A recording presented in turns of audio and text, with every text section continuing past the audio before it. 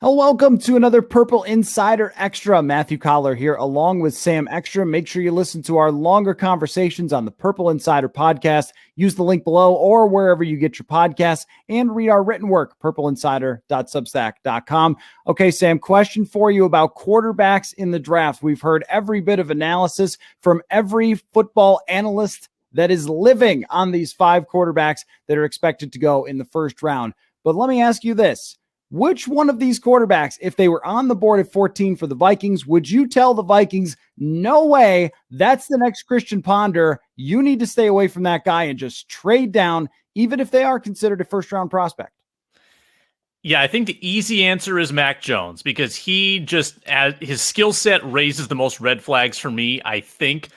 He's not necessarily a big playmaker. He comes from Alabama, and they don't have a great history of producing quarterbacks. I think just because of the incredible offensive lines that they always have and the playmakers that they have around them and the running games. And Alabama quarterbacks in the past have probably been more game managery than Mac Jones, who was like pretty good at like getting the ball downfield. I will give him credit for that.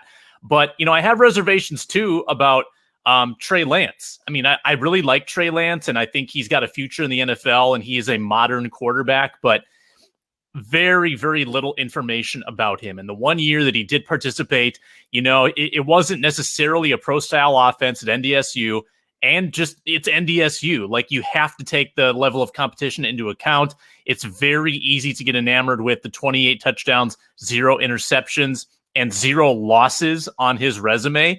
He's clearly a winner and was a winner there. But that's probably as big a red flag as you'll find. And then just superstitiously, I know I'm listing off like 3 of the quarterbacks here. What's the deal with Ohio State quarterbacks flopping in the NFL? Craig Krenzel, Troy Smith, Terrell Pryor, Cardale Jones, Dwayne Haskins, the latest example. It just seems like Ohio State doesn't know how to produce good pro quarterbacks, even though they constantly produce good college quarterbacks. So I guess Justin Fields, you got to rewrite history here.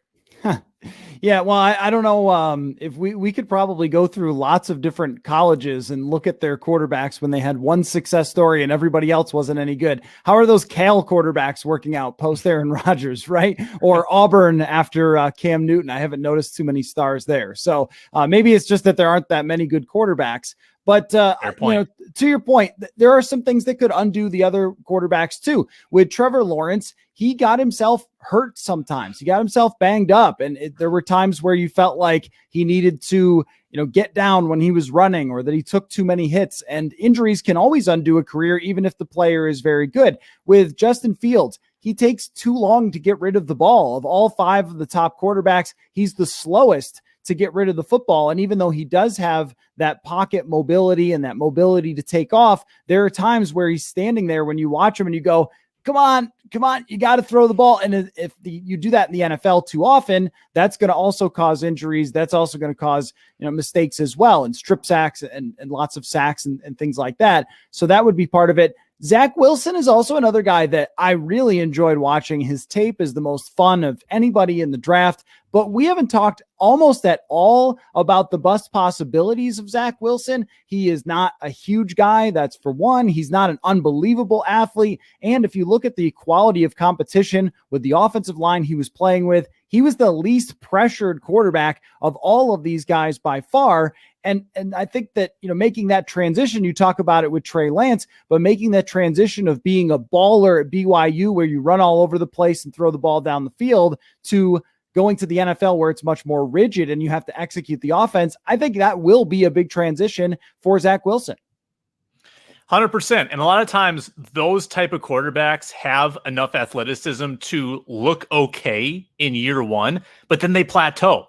Like you see that more often than not where, you know, take, this is a weird example, but take Kyle Sloter. Kyle Sloter was like athletic enough to look good in preseason games, but he never improved in the X's and O's. He never learned how to like call the plays properly and get his reads down. That's a very low level example, but I think it applies where you can't always rely on that. Everyone wants to find the next Patrick Mahomes, but Patrick Mahomes is the only one of his kind in existence who can like do what he does. You're going to need to find someone who's pretty well-rounded. I don't think you can just count on an athlete to scramble around Fran Tarkenton style and throw it 40 yards down the field. That's a little bit naive. And you're right. Zach Wilson also played at a little lower level of school, little lower level of competition. So I think that's a fair assessment as well.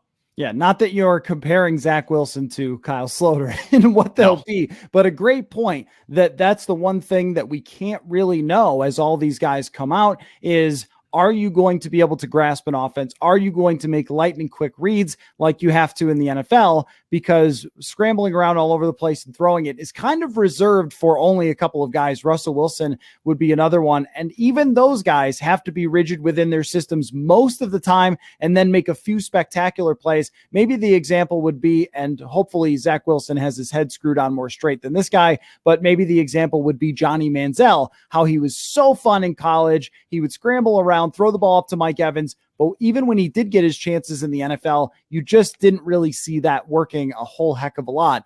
So anybody can be a bust. I think the one that I would be most concerned about is, like you said, Mac Jones, because if Mac Jones does not reach his ceiling, which has been talked about as a similar quarterback to Kirk Cousins, Jimmy Garoppolo, Jared Goff, if he does not reach his ceiling, then what is he? Then he's probably just a backup. If Justin Fields or Trey Lance don't reach their exact peak, they could still be effective because of their athleticism and arm strength. I don't see that with Mac Jones. I think it's got to be the best version, or he's probably not an effective NFL starter. So we'll see if the Vikings on draft night actually get that chance at 14 to make the decision. This has been another Purple Insider Extra. Again, listen to the longer conversations, the Purple Insider podcast, and read our written work, purpleinsider.substack.com. We'll catch you next time.